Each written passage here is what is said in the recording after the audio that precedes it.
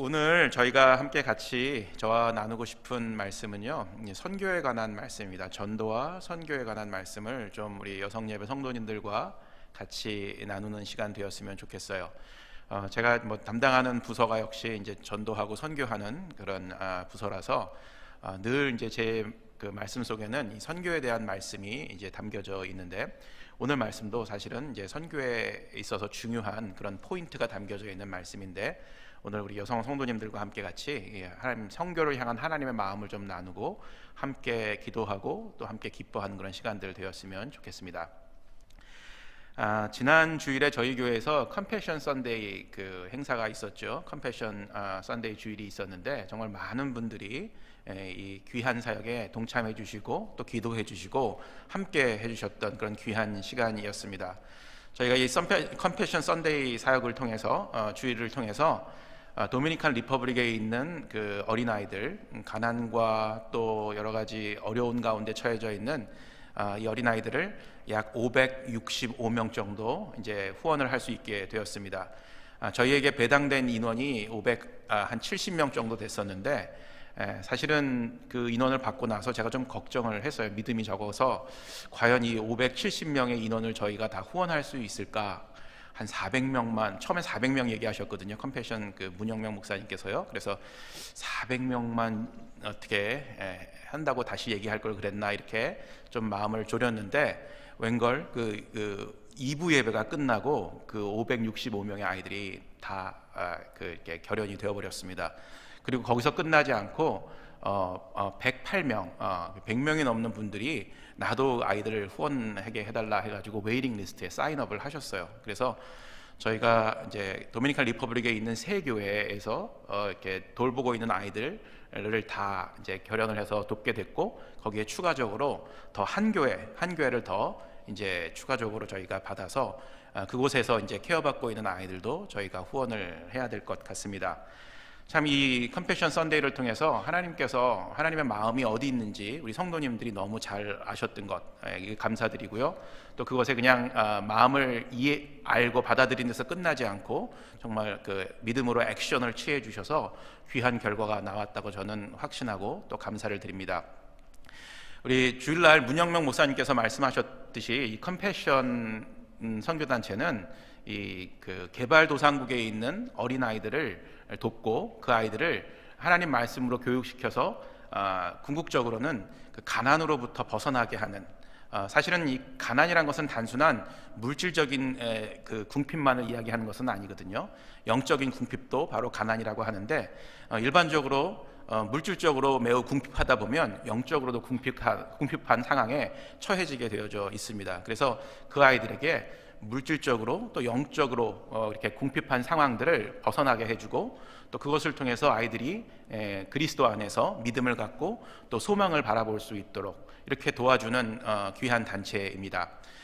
컴패션은 좀 더 설명드리면 그 12개 나라의 그 후원국이 있습니다. 한국도 이 12개 나라에 포함이 되어져 있고요. 이 12개 나라에서 이렇게 모집되어진 후원자들이 25개국에 있는 수혜국, 25개국의 수혜국에 있는 아이들을 돕는 그런 기관입니다. 그리고 이 수혜국은요, 어떻게 그 사역을 하냐 하면, 그 수혜국 현지에 있는 현지 교회들과 협력을 하여서 현지 교회들을 통해서 아이들을 말씀으로 양육하고 또 재정적으로도 지원을 하고, 또 건강을 위해서 이렇게 건강 교육, 이빨 닦는 교육, 또 위생 교육 이런 것들을 실시해서 아이들이 지적으로 또 신체적으로 또 사회 정서적으로 잘 성장할 수 있도록 돕는 그런 사역들을 계속하고 있습니다.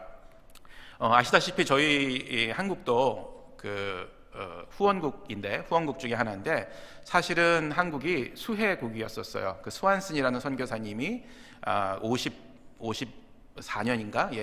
정확하게 기억이 안 나는데, 한국에 가서 그 고아들을 돌보기 시작하면서 그것이 발단이 되어서 컴패션이 시작되었고, 한국에 한 93년도까지 그 후원을 받는 수혜국이었다가 93년 이후에 하나님께서 특별한 은혜를 주셔서 수혜국에서 후원국으로 바뀐 유일한 나라가 되었다라는 것, 아마 그 문 목사님 설교를 통해서 아마 기억하고 계실 것 같습니다. 참 그런데 이 수혜국에서 후원을 받던 수혜국에서 후원국으로 바뀌었다는 사실이 저희들에게는 큰 그 도전과 은혜를 준다는 사실을 우리가 다시 한번 기억해 보았으면 좋겠습니다. 이게 하나님의 그 선교의 중요한 법칙인 것 같아요. 하나님께서는요, 교회와 선교를 이렇게 행하는 개인이나 그런 민족들에게 특별한 방법으로 하나님께서 축복해 주시는 것을 볼 수가 있습니다.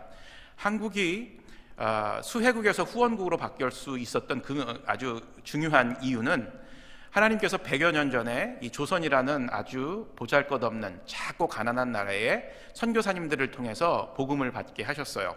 그리고 그 복음을 받은 사람들이 그리스도를 구주와 주님으로 영접하게 되고 그분들이 하나님의 나라의 백성이 되어서 교회를 이루었고 그 교회를 통해서 하나님을 예배했으며 또 그 교회에서 그냥 하나님을 예배하는 데서 끝나지 않고 그 복음을 주님을 알지 못하는 이웃과 또 주변의 나라들에게 복음을 증거하기 시작을 했어요. 그래서 사실은 지금 한국은 아시다시피 선교사를 세계에서 미국 다음으로 가장 많이 파송한 나라가 되었고 또 뭐 숫자적으로나 질적으로나 가장 우수하고 뛰어난 기독교 국가가 되었다라고 이렇게 많은 선교학자들 또 교회 역사를 연구하는 신학자들이 이야기를 하고 있습니다. 근데 하나님께서는요, 이렇게 복음을 받아들이고 그 복음을 위해 헌신한 개인과 또 민족을 그냥 놔두시는 분이 아니라라는 사실을 교회와 선교의 역사를 살펴보면 금방 발견할 수가 있습니다. 하나님께서 바로 그것이 우리가 후원국에서 수혜국에서 후원국으로 바뀔 수 있었던 것이 바로 하나님의 큰 축복이다라고 저는 그렇게 확신을 합니다. 그리고 하나님께서는 그 축복에서만 끝난 것이 아니라 우리들에게 후한 그런 하나님의 특별한 보상, 특별한 품삯을 우리들에게 허락하셨다고 저는 믿고 있습니다. 이 컴패션 사역만 보더라도 하나님께서 어떻게 축복하시고 어떻게 우리 민족과 개인들에게 후한 품삯을 주셨는가를 확인을 할 수가 있다는 것입니다. 그런데 품삯이란 말을 써서 좀 그런데 하나님께서 주시는 이 특별한 보상, 하나님께서 주시는 이 품삯은 과연 무엇일까요? 분명히 어떤 물질적인 보상이나 물질적인 어떤 풍요함만을 의미하지는 않을 것입니다. 물론 물질적인 그 풍요함, 물질적인 축복도 이 안에 들어가 있는 것이 사실입니다. 한국이 지금 3만 불 국민 소득이 3만 불이 넘는 선진국이 되었어요. 11번째 그 OECD 그 안에서 큰 그 무역을 하는 교역국이 되었고 경제 규모도 세계에서 9번째 되는 그런 아주 부강한 나라가 되었죠. 하나님께서 주신 축복이라고 저는 확신합니다. 바로 복음을 증거하고 선교에 헌신된 그런 민족과 개인들에게 주는 하나님의 축복, 분명히 물질적인 축복이 있습니다. 그러나 그 물질적인 축복이 전부가 아니라는 사실은 우리가 익히 잘 알고 있는 것입니다. 하나님께서는 물질적으로만 우리를 축복해 주시는 것이 아니라 영적으로 또 지적으로 또 정서적으로 모든 것들을 하나님께서 우리에게 축복해 주신다는 것이죠. 분명히 물질만의 축복은 아닙니다. 그러면 과연 하나님께서 주시는 이 축복, 하나님께서 주시는 품삯은 어떤 것일까요? 하나님의 속성을 우리가 자세히 살펴보면 하나님은 스스로 자랑하는 사람들을 참 좋아하시지 않는 분이세요. 내가 한 일을 내가 잘했다고 자랑하는 사람들 결코 하나님께서 기뻐하시지 않는 사람들이라고 저는 생각합니다. 하나님께서는요, 우리가 한 일을 주 안에서만 기뻐하기를 원하세요. 그래서 오른손이 한 일을 왼손이 모르게 하라, 이렇게 그런 말씀도 있지 않습니까? 그래서 내가 한 일을 스스로 자랑하는 것 하나님께서 결코 원치 않으시고, 또 내가 설령 좋은 일을 했다 하더라도 겸손한 마음으로 주 안에서만 기뻐하는 그런 삶들을 살아가기를 우리에게 바라고 계십니다. 정말 주 안에서 자랑하는 것이란 그러면 어떤 것일까요? 주 안에서만 자랑하는 것, 이것은 다른 사람들이 일을 잘했을 때 그것을 정말 내 일처럼 기뻐하고 또 감사하고 자랑하는 것, 이것이 주 안에서 자랑하는 것이라고 저는 생각합니다. 다른 사람들의 일들을 함께 기뻐하고 또 다른 사람들의 잘한 일들을 서로 칭찬해주는 것, 이것이 바로 주 안에서 자랑하는 것이다 라는 것이죠. 또한 남의 일에 기뻐함으로 자랑하는 것은 다른 사람들에게 결코 거슬리지가 않습니다. 내가 한 일을 자랑하는 것들은 정말 그렇죠. 정말 꼴불견일 때가 많이 있죠. 얼마나 잘났으면 이렇게 너 잘났다 이렇게 얘기하기도 하지 않습니까? 그런데 다른 사람이 한 일을 기쁘게 자랑해주는 일은 정말 박수 받을 일인 것 같습니다. 남의 일을 정말 기뻐서 하는 그런 이야기들, 간절히 바라기는 우리 여성 예배에서는 이러한 분위기가 좀 되었으면 좋겠습니다. 내 일을 자랑하기보다는, 내 자신이 가진 것을 자랑하기보다는 내 주변에 있는 사람들을 자랑해주고 칭찬해주는 것, 또 내 순환에, 내 나눔방 안에 있는 사람들의 일들을 함께 기뻐해주고 자랑해주는 것, 이것이 진짜 주 안에서 기뻐하는 일이라는 사실을 꼭 기억하시는 우리 성도님들 되시길 주의 이름으로 축원합니다. 자, 그러면 여기 계신 우리 여성예배 성도님들은 어떠신가요? 정말 내 주변에서, 내 이웃에서, 또 내 순에서 이렇게 잘 되는 일들, 기쁜 일들이 생기면 함께 기뻐하고 계십니까? 아멘 하셔야죠. 아멘. 예, 그렇게 하셔야 됩니다. 기뻐하셔야 됩니다. 예, 왜냐하면 하나님께서 그러시기 때문에 그렇습니다. 하나님께서 그렇게 생각하고 계시고 또 하나님께서 그것을 원하시고 계시기 때문에 우리는 정말 주 안에서 서로서로를 자랑하고 섬겨주고 높여줘야 되는 그런 삶들을 살아가야 합니다. 하나님은요, 이 하나님의 나라를, 이 땅에 하나님의 나라를 하나님 혼자만의 힘으로, 그렇죠, 세워가고 확장해 가기를 원하시는 그런 분이 아니에요. 그리고 하나님께서 하신 일들을 막 그렇게 동네방네 자랑하시는 분도 아니십니다. 하나님께서는요, 이 하나님의 나라를 함께 세워가기를 원하시는 분이세요. 저와 여기 계신 성도님들이 함께 하나님의 나라에 헌신하고 함께 하나님의 나라를 확장하고 하나님의 나라의 기쁨이 되어기를 원하신다는 그런 말씀입니다. 그래서 하나님께서는요, 언제나 사람을 찾고 있어요. 그 하나님의 나라에 함께 참여할 사람, 하나님의 복음을 증거하는 일에 헌신할 사람을 오늘도 찾고 계시다는 그런 이야기입니다. 그래서 이 하나님께서 주시는, 아까 품삯 얘기했죠? 하나님께서 주시는 품삯, 하나님의 복음을 위해서, 하나님의 교회를 위해서, 하나님의 선교를 위해서 헌신한 사람들에게 주시는 하나님의 보상과 축복과 또 품삯은요, 하나님의 일에 함께 참여함으로, 하나님의 나라를 세워가는 일에 함께 참여함으로 함께 하나님과 기쁨을 누리는 것, 함께 기쁨을 나누는 것이 바로 하나님께서 우리에게 주시는 품삯입니다. 한 가지 질문 더 드리겠습니다. 요즘 여기 계신 우리 성도님들에게 가장 큰 기쁨을 주는 것은 어떤 것인가요? 20초 드리겠습니다. 한번 생각해 보십시오. 어떤 일로 요즘 기뻐하십니까? 혹시 우리 아이가 그 AAAA 뭐 이렇게 받아가지고 기쁨이 되십니까? 예. 아니면 우리 남편의 사업이 아주 잘 되고 걱정 근심이 없어서 돈 걱정하지 않게 돼서 기쁨이 되십니까? 물론 그런 것들도 우리들에게 기쁨을 줄 수 있죠. 예, 기쁨을 줄 수 있다고 확신합니다. 그런데 그런 기쁨은 순간적인 것 같습니다. 물론 제가 돈이 많은 적이 한 번도 없었기 때문에 진짜 많아 본다면 계속 그 기쁨을 누리고 싶은 마음이 있을 것 같아요. 네, 근데 이제 그런 경험이 없기 때문에 이렇게 얘기하는 겁니다. 근데 이게 제 얘기가 아니고요. 성경에서는요, 순간적이라고 얘기하고 있어요. 예, 그래서 그런 물질이 주는 기쁨은 매우 제한적이고 순간적이라는 사실 아마 공감하실 겁니다. 그래서 그런 기쁨들이 영원하지 않다는 사실을 다 인정하실 거예요. 하나님 이 나라를 세워가는 기쁨은요 사실은요, 누가 하지 말라고 해도 붙들어 말려도 막을 방법이 없어요.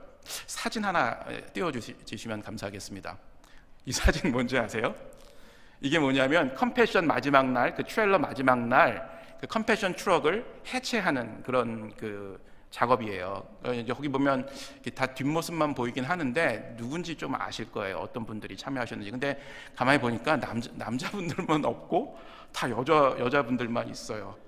이게 근데 여성 예배는 참 감사한 게 그 담당 목사님은 주차장에 서면 바람에 흔들리신다고 하는데 여성 예배 참석하시는 분은 굳건하게 주차장에 서 계시는 것 같아요. 그래서 저렇게 막 무거운 것들도 번쩍번쩍 드시고 정말 그 컴패션 일을 몸소 정말 기쁨으로 헌신하신 분들이 전날 저녁 때도 여러분들 참여하셨어요. 이제 내려주셔도 괜찮습니다.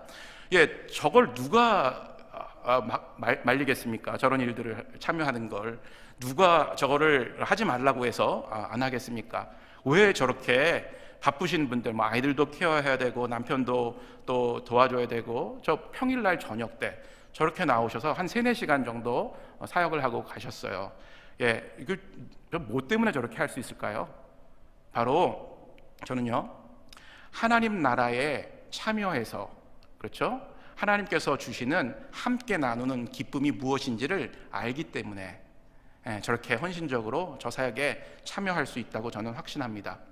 저분들뿐만 아니라 저희 교회에서 565명의 아이들을 후원 결연을 했는데 그 후원 결연에 기쁨으로 참여하신 분들도 바로 하나님 나라에 동참하는 기쁨이 무엇인지를 알기 때문에, 그것을 믿기 때문에 그 일에 동참하셨다고 저는 확신합니다.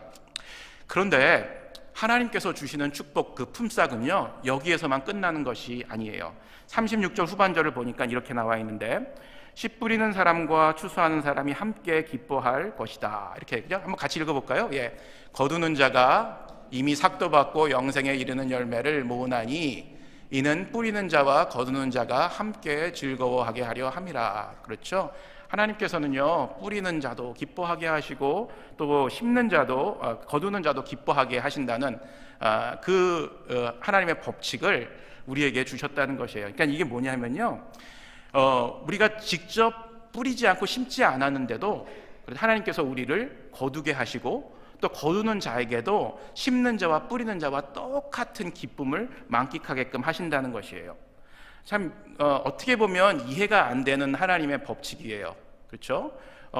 그래서 여러분들 참 심지 않았는데 그냥 거두기만 했는데도 하나님께서 주시는 이 기쁨을 누릴 수 있다는 사실, 이거 정말 따따블의 축복이 아닙니까?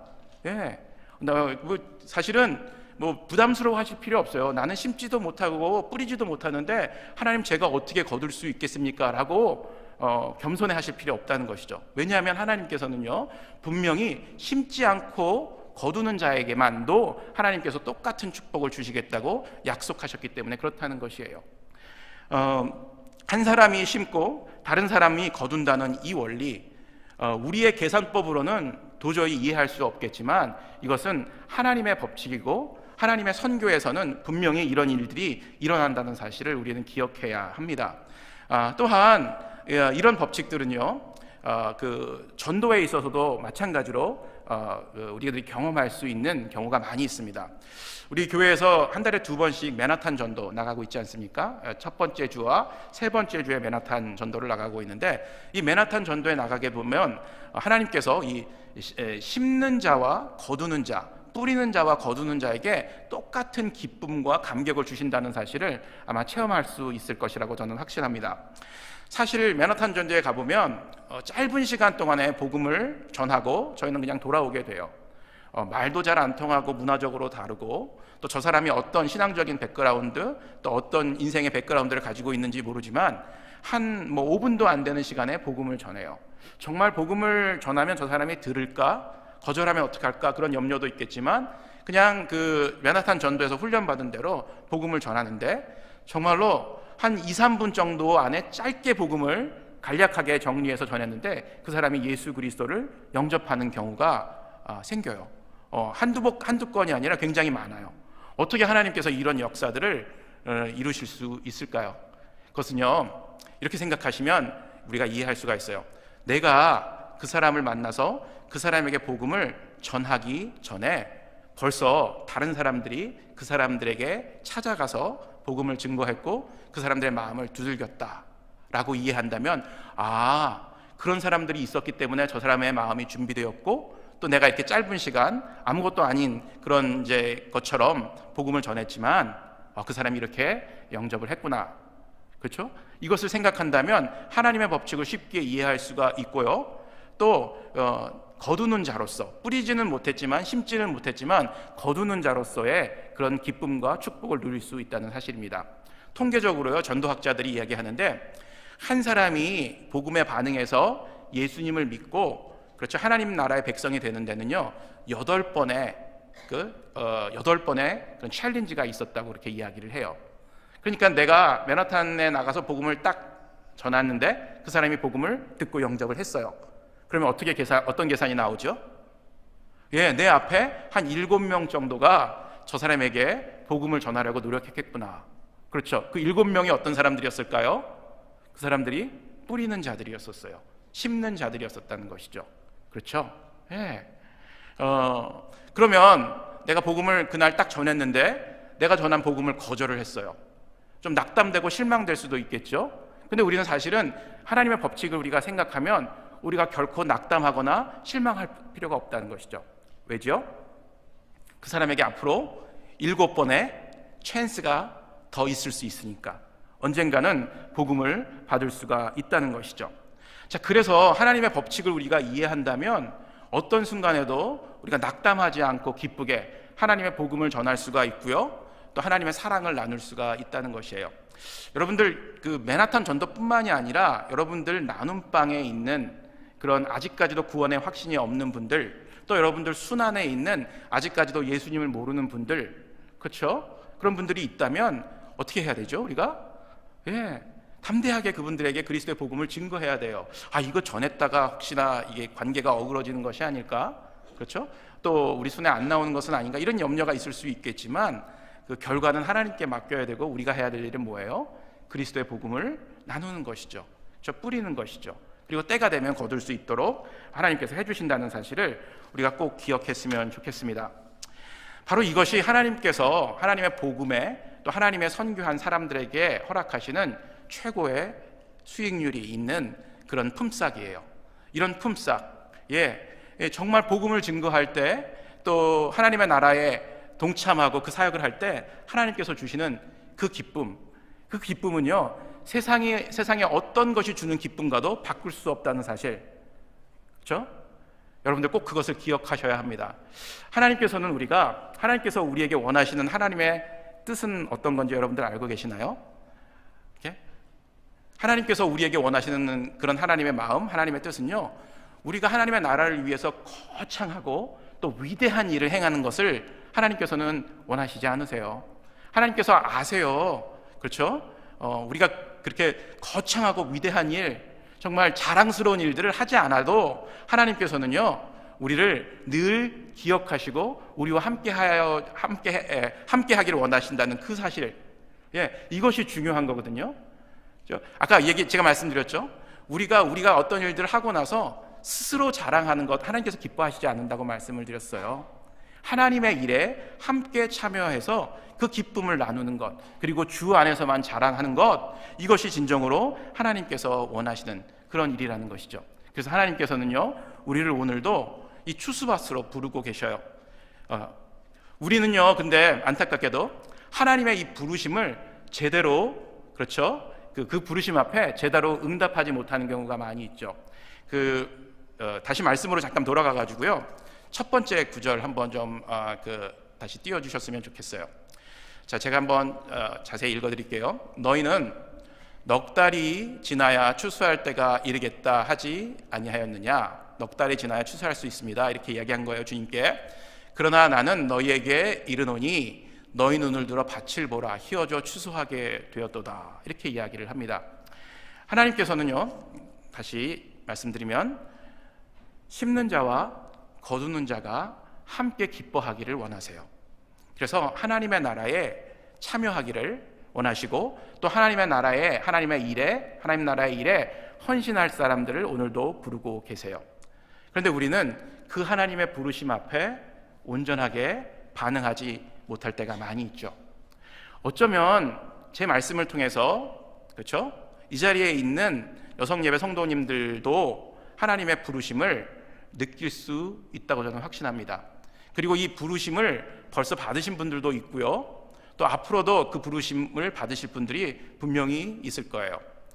하나님께서는요, 이 세상을 멸망하시고 심판하시는 것은요, 하나님 스스로 하실 수가 있어요. 자연재해를 통해서, 천재지변을 통해서 이 세상에 어떤 심판을 가져오시죠. 노아의 홍수 때가 그랬고, 또 우리가 잘 알고 있는 그 폼페이, 그 아름다운 도시가 환락의 도시였었죠. 일순간에 그런 무덤으로 변해버리는 화산재로 인해서 그런 일들을 행하세요. 그런데 한 영혼을 구하고 한 영혼에게 복음을 전해서 하나님 나라의 백성이 되는 그 일은요, 그렇게 하시지 않으세요. 누구를 통해서 하세요? 바로 우리를 통해서 하시래요. 한 사람 한 사람 하나님께서 헌신된 사람을 부르셔서 그 사람을 통해서 복음이 증거되게 하시고 그 복음을 받은 사람들이 변화되어서 하나님 나라의 백성이 될 수 있도록 그렇게 하나님께서 역사하신다는 것이죠. 그래서 하나님의 방법은 예나 지금이나 사람을 통해서 역사하고 계신다는 것이에요. 그래서 하나님께서는요, 첫 번째 아담을 하나님께서 택하셨고 세우셨고 그 아담을 통해서 하나님께서 하시고 싶은 일이 있었는데 그 첫 번째 아담이 실패했죠. 그래서 하나님께서는 두 번째 아담인 예수 그리스도를 이 땅에 보내셨어요. 그 두 번째 아담인 예수 그리스도를 보내시기 위해서 아브라함을 택하시고 수많은 믿음의 조상들을 택하셔서 하나님의 구속의 역사들 이루어 가셨죠. 그리고 예수님 후에는 예수님께서 제자들을 택해서 예수님의 제자들을 통해서 하나님의 구속의 역사, 구원의 역사들을 이루어가고 계시죠. 그리고 하나님께서는요, 오늘 이 자리에 계신 저와 우리 여러분들을, 그렇죠? 예수님의 제자로, 하나님 나라의 백성들로서, 또 하나님의 복음을 증거하는 증거자로서 또 추수할 일꾼들을 하나님께서 오늘도 부르시고 찾고 있다는 사실입니다. 이 부르심 앞에 여러분들은 어떻게 반응하고 계십니까? 아까 얘기했듯이 하나님께서는 오늘도 우리를 찾고 계시고 부르고 계시는데 우리의 반응은 뜨뜻미직지근할 때가 너무 많은 것 같아요. 하나님, 아직은 제가 준비가 안 되었어요. 하나님, 아직은 제 때가 된 것 같지 않습니다. 하나님, 조금만 기다려주세요 라고 그렇게 이야기할 때가 많이 있죠. 그런데 하나님께서는 아까 그 본문 말씀을 통해서 너희는 넉 달이 지나야 추수할 때가 되었다고 이야기하지만 그렇지 않다. 눈을 들어서 저 휘어져 있는 밭을 보라. 추수할 때가 되었도다 라고 이야기를 합니다. 왜 그런 그 때가 하나님께서 부르시는 때와 내가 생각하는 때가 다른지 여러분들 알고 계십니까? 하나님께서는요, 항상 우리를 부르심이 우리가 생각하는 때보다 조금 이르세요. 그런데 우리는 항상 하나님, 그때는 아직 안 됐습니다. 내 때는 아직 안 됐으니까 주님 조금만 기다려주세요 하고 그 반응하는 시간은 항상 늦어집니다. 왜 이런 시간의 차이가 날까요? 오늘 나눔방 질문에도 나와 있는데 그 본문에 보면 알 수가 있어요. 왜냐하면 하나님께서는 우리들은요, 우리가 심은 것을, 우리가 뿌린 것을 거두어야 된다고 생각을 하고 있기 때문이에요. 그렇죠? 하나님, 이제 심었는데 4개월은 기다려야 되지 않습니까? 하나님, 그때까지만 좀 기다려주세요. 그때 가야지만 추수할 수가 있을 것 같아요. 하나님, 그때는 제가 진짜 팔궈서 묻히고 추수하러 들어가겠습니다 라고 이야기하고 있다는 것이죠. 그런데 하나님의 법칙은 어떻다? 심는 자와 거두는 자가 다르다는 거예요. 너 걱정하지 말어. 네가 심은 거는 4개월이 지나서 다른 사람이 추수할 수 있을 거야. 너는 다른 사람이 4개월 전에 뿌린 그것을 지금 추수하면 돼 라고 이렇게 이야기하고 있다는 것입니다.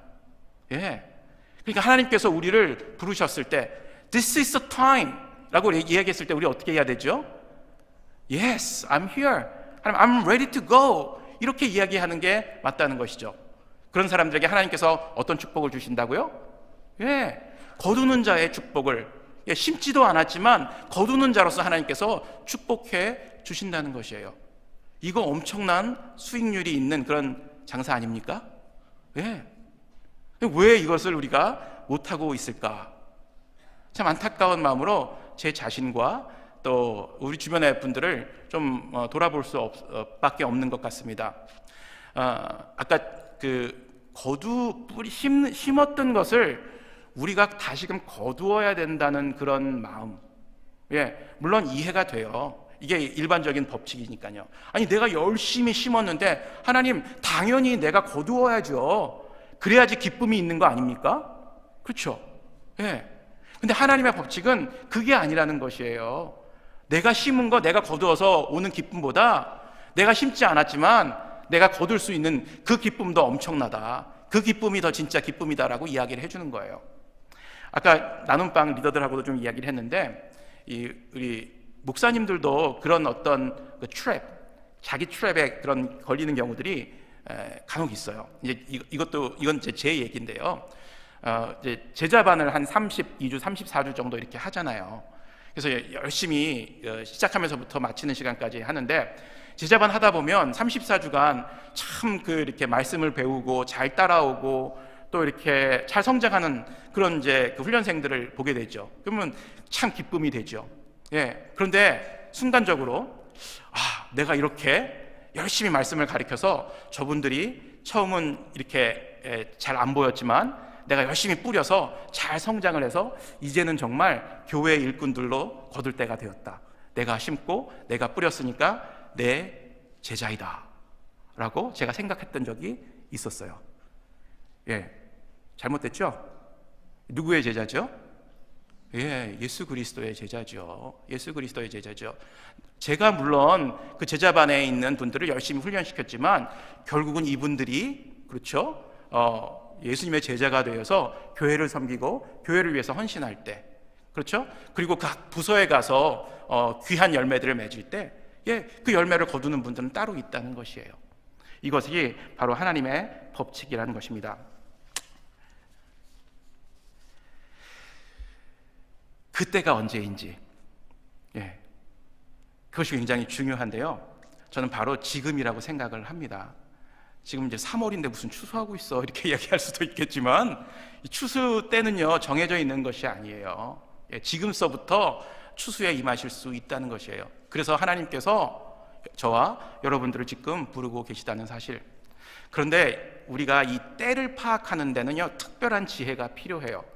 하나님께서는요 사실 직접 야 이리 와라 지금이 이때다라고 이렇게 우리에게 콜링을 다이렉트리 주시는 경우가 별로 없죠. 꿈에서 나타나시는 것도 아닌 것 같고 그렇죠?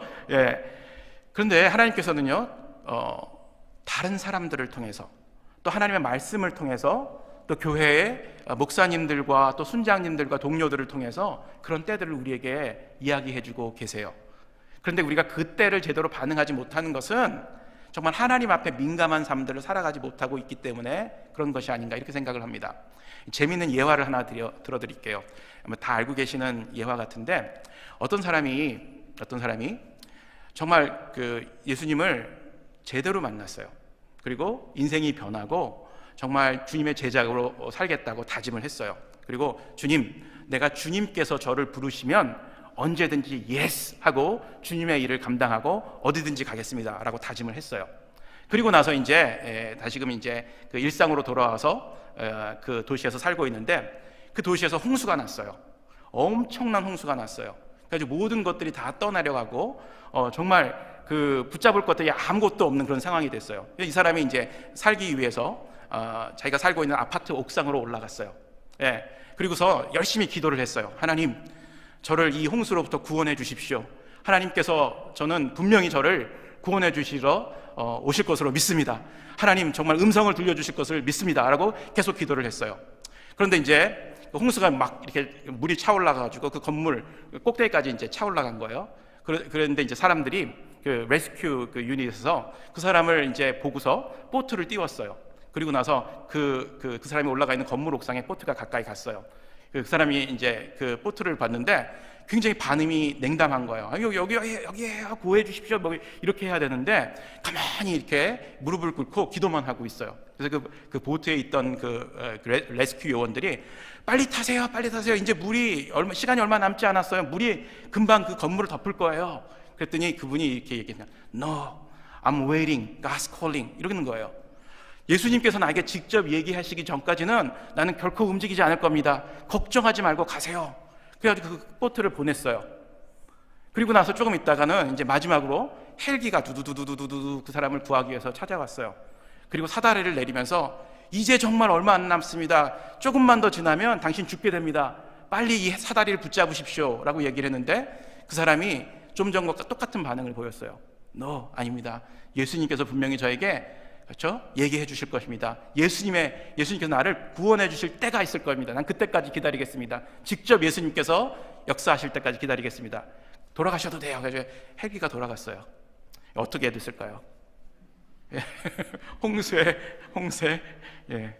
휘말려서 죽게 됐어요. 그렇죠. 그리고 이 사람이 나중에 이제 이거는 후기인데 천국에 가셨대요. 가셔가지고 하나님 정말 이러실 수 있습니까? 내가 정말 주님의 그 구원의 때를 기다리고 있었는데 도대체 어떻게 주님 이렇게 냉담해서 제가 무싸게 떠내려가서 이렇게 죽게끔 하십니까? 라고 따졌대요. 그러니까 하나님께서 야, 내가 너 벌써 다 보내서 얘기했는데 보트도 보냈고 헬리콥터도 보냈잖아. 왜 그때 안 탔니? 이렇게 얘기를 하셨다는 것이에요. 예. 그 재밌는 이야기인데요. 그 때를 우리가 알지 못하면 이렇게 엉뚱한 소리를 한다는 것이에요. 말씀을 마치겠습니다. 하나님의 때는요, 그렇죠? 추수할 때는요, 우리 앞에 와 있어요. 우리 앞에 와 있어요. 그리고 하나님께서는요, 우리를 부르고 계세요. 그리고 또 한 가지 말씀드리고 싶은 것은요, 우리가 나가야 될 곳은요, 꼭 물 건너가야만 되는 것은 아니에요. 하나님께서는요, 우리가 살고 있는 그 장소에서 추수할 것을 바라보기를 원하세요. 사도행전 1장 8절 말씀 한번 띄워주시기 바랍니다. 같이 읽어볼까요? 오직 성령이 너희에게 임하시면 너희가 권능을 받고 예루살렘과 온 유대와 사마리아와 땅끝까지 이르러 내 증인이 되리라 하시니라. 예루살렘과 온 유대와 사마리아와 땅끝까지 이르러. 그렇죠? 여기서 얘기하는 것은요, 예루살렘은 분명히 우리가 살고 있는 가까운 곳일 것입니다. 우리의 가정이 될 수가 있겠고요. 온 유대, 그러면 좀 더 확장해서 우리가 있는 지역, 또 교회가 될 수가 있겠죠.